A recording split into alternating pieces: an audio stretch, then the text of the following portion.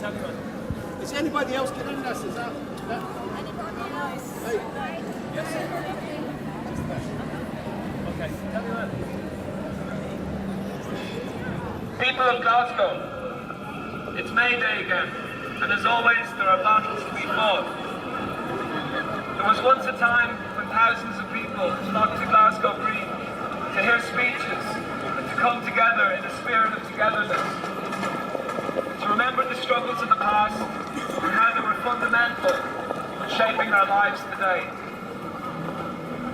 Here on this busy street, we see thousands of people going about their business, and I wonder how many of them never stop to think about the most basic aspects of their life and how things came to be that way.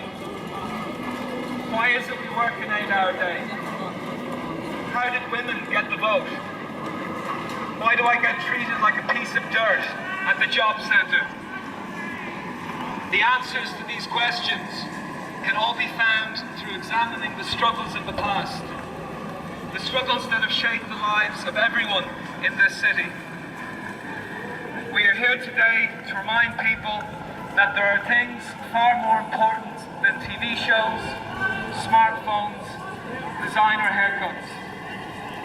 What we're talking about is nothing less than freedom, and that means real freedom, not this twisted version that passes for democracy in Scotland today. We're here to remind people that voting changes nothing, that the capitalist system we all live and die under is barbaric and cruel. We're here to remind folk that even if we get this so-called independence, that we will still be subject to the whims of big business and TTIP. We are here to remind people that the government is not your friend, that the police are not your friend, nor have they ever been. Right here on this street, we're being watched, monitored. There are ever more sophisticated technologies being used to gather information about our free citizens like never before, and nobody seems to care. Right now, there are people slowly dying in prison for what they believe, and who cares? Right here in Glasgow, there are people slowly dying from years of abuse at the hands of the state, and who cares? We have allowed food banks to become normalised when we should be outraged. We have allowed the military to recruit children from our schools. As always, the poorest of the poor go and fight and die for the rich to maintain their lofty positions in society.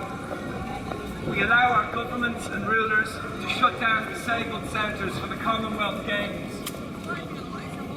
Have you been in the East End recently? Have you seen the regeneration firsthand? As far as I can tell, life pretty much grinds on as before. We are held spellbound by the fantasies that make up TV programmes.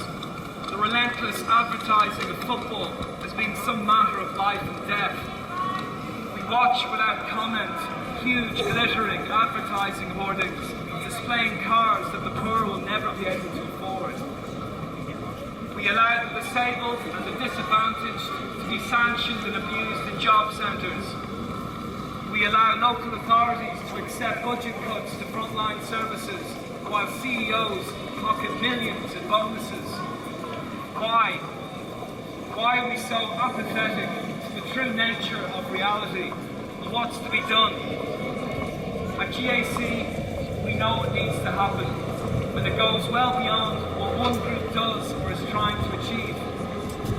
We look at history for the answers, and they are always the same. We meet one another, like today in the streets, we protest against injustice, but most importantly, we must begin the conversations between ourselves about what kind of society we want, and how are we to go about getting it. We need to organise and learn the basic skills of self-management. We need to be vocal, show real support to each other, and make a lifetime commitment to real social change.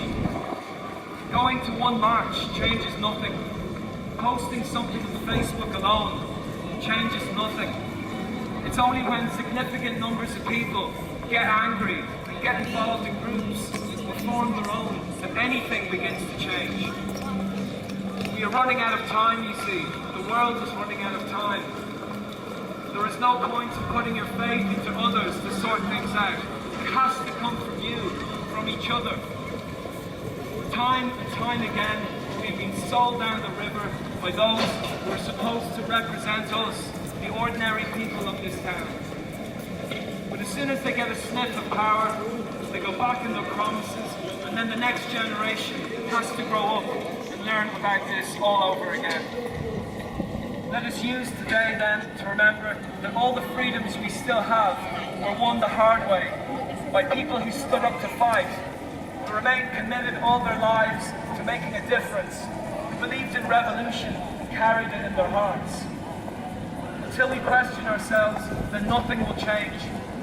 Let's make a difference, starting today on May the 1st, 2016. Thank you.